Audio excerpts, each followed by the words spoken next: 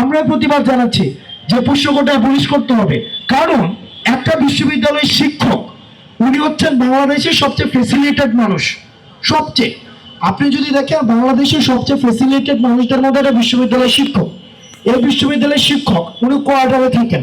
ওনার ছেলে সকালে উঠে নাস্তা করেন, নাস্তা করে 8টার ক্লাসে আসেন, একটা ক্লাস করে পরের ক্লাসে যদি 12টায় হয় ওই সময়টিতে আবার বাসায় চলে যায়, ওখানে আবার প্রস্তুতি নেয়, আবার ওখানে 10টায় আসেন। অর্থাৎ একটা মানুষের এতগুলো ফ্যাসিলিটিস থাকা পরেও আমি বুঝি না যে কি কারণে ওই বিশ্ববিদ্যালয়ের শিক্ষকের সন্তানরা বঞ্চিত।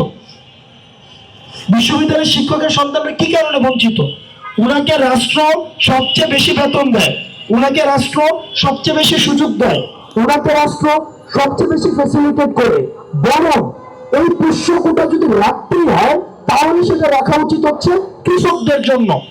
কারণ এই কৃষকরা হচ্ছে সবচেয়ে বঞ্চিত।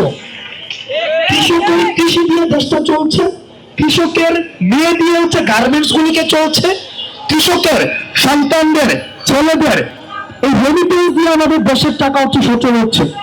সুতরাং যদি কোটা দিতে হয় পোষ্যকোটা, তাহলে পিছিয়ে পড়া জনগোষ্ঠী এই কৃষকদেরকে কাঠামোতে অন্তর্ভুক্ত করার জন্য তাদেরকে কোটা দেওয়া উচিত, পোষ্যকোটা।